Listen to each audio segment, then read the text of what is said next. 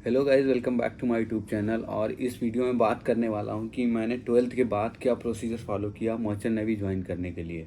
Merchant navy join करने के लिए मैंने 12th में पीसीएम ले रखा था। 12th में पीसीएम फिजिक्स केमिस्ट्री मैथ ले रखा था। फिजिक्स केमिस्ट्री मैथ ले रखा था। उसके बाद इसमें एक सर्टेन परसेंटेज मेंटेन करना था। सर्टेन परसेंटेज मैंने मेंटेन किया। और जैसे भी आप जो भी इंस्टीट्यूट ज्वाइन करने वाले होते हैं तो हर एक इंस्टीट्यूट का एक अपना एक क्राइटेरिया होता है। जैसे कि मैंने तौलानी मैरीटाइम इंस्टीट्यूट ज्वाइन किया था, तो उसका एक अपना एक क्राइटेरिया था जो सब certain percentage you have to maintain. उसके बाद जैसे कि मैंने 12th के बाद मैंने कॉलेज, बहुत सारे कॉलेज सर्च कर रखे थे पहले से ही मैंने, और मुझे पता चला था कि Tolani maritime institute is the best institute. वहाँ से अगर आप करते हैं ग्रेजुएशन तो definitely will get the placement. और उसके बाद मैंने क्या किया, जैसे ही मुझे पता चला कि तौलानी मैरीटाइम इंस्टीट्यूट अच्छा इंस्टीट्यूट है, तो मैंने टीएमआई सेट के लिए अप्लाई किया। उसमें आपको उसकी साइट पे जाके आपको अप्लाई करना होता है क्या, तो उसका एग्ज़ाम हुआ। और उसका एग्ज़ाम होने के बाद आप उसी दिन आपका इंटरव्यू होगा टीएमआई का।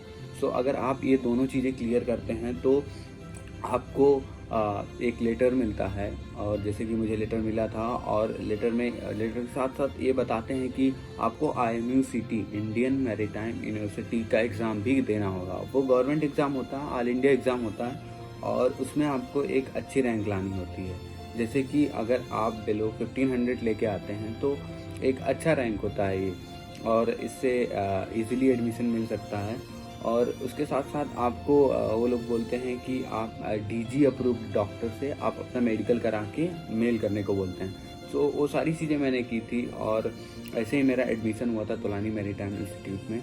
बट एक ऐसा स्ट्रगल फेस था, छोटा सा स्ट्रगल फेस था, जो कि मैं आपको बताना चाहता हूँ। जब मेरा मेडिकल हुआ तो मेरा आई फिटनेस नहीं था मर्चेंट नेवी के।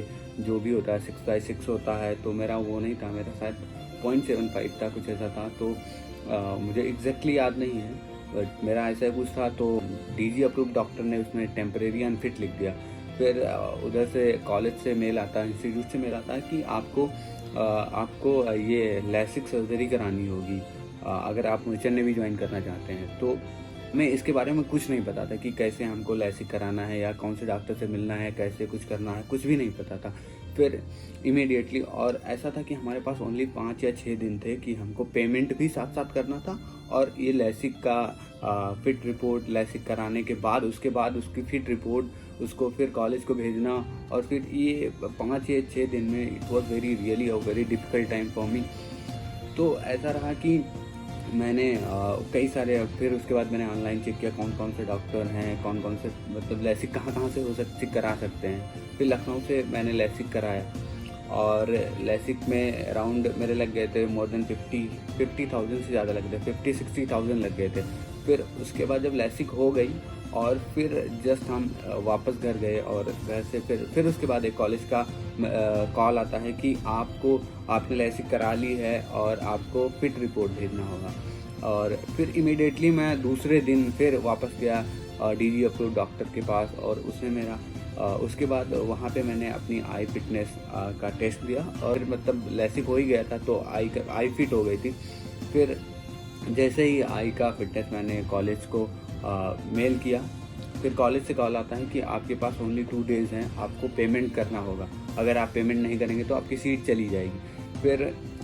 फिर हम जैसे कि मैंने पिछली वीडियो में बात किया था कि मैं फुल 100% स्कॉलरशिप से पढ़ाई की है। जैसे कि स्कॉलरशिप का ये रूल और क्राइटेरिया जो मैंने पिछले में बताया था कि 7.5 लाख से ज़्यादा अगर होता है तो लोग पेमेंट से मना करते हैं, तो ऐसे ही मेरा था। फिर मैं वो कॉलिंग टू कोई सीनियर को कॉल कर रहा हूँ, कहीं मैं हाई अथॉरिटी को कॉल कर रहा हूँ, कहीं मैनेजमेंट को कॉल कर रहा हूँ, फाइनेंस डिपार्टमेंट को कॉल कर रहा हूँ, सबको कॉल कर रहा हूँ, पूछ रहा हूँ कि बता रहा हूँ कि मतलब कि मेरा प्रोसीजर सब कुछ हो चुका है, बस पेमेंट बाकी है। कॉलेज भी अच्छा है, और यहाँ का प्लेसमेंट भी बहुत ही अच्छा है।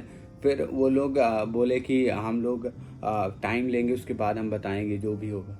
फिर एक ऐसा टाइम था कि लास्ट डे आ गया पेमेंट का, और मैं सारा चीज़ें फिट था, मैं लैसिक करा के सारी फिटनेस रिपोर्ट सब कुछ भेज दिया था मैंने। अब बस ओनली पेमेंट रह गया था। तो हमने कॉलेज से रिक्वेस्ट किया कि हमें थोड़ा एक्सटेंशन चाहिए टाइम में, हमें थोड़ा एक्सटेंशन अगर मिल जाएगा तो हम पेमेंट कर पाएंगे, क्योंकि हमारा पेमेंट होना है स्कॉलरशिप के थ्रू। तो हमें थोड़ा टाइम चाहिए।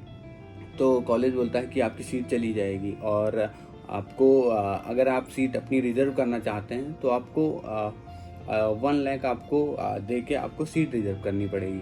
सो फिर हमने उसका मतलब हम लोग सोचने लगे कि कैसे क्या करेंगे। उसके बाद जैसे ही मतलब हम फिर कंटिन्यूअसली बात कर रहे थे मैनेजमेंट से, फाइनेंस डिपार्टमेंट से कि पेमेंट प्लीज़ कर दीजिए। हम लोग रिक्वेस्ट कर रहे थे, काफ़ी मेल लिखे और काफ़ी कॉल करके बात किया। फिर उसके बाद फिर शाम को 4 बजे किसी तरह पेमेंट हो गया।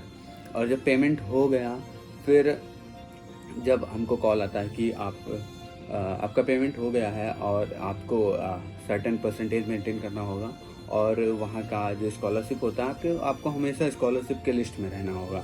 ये सारी चीज़ें उन्होंने प्रॉमिसेस उनसे करवाए। फिर हमने उनको बोला कि हम सारी चीज़ें करके देंगे और फिर ऐसा ही रहा। फिर मैंने ऐसे ही ज्वाइन किया अपना कॉलेज और सारा चीज़ें अच्छा रहा। फाइनली मैं प्लेसमेंट भी हो गया मेरा और हमेशा अच्छा परसेंटेज भी रहा।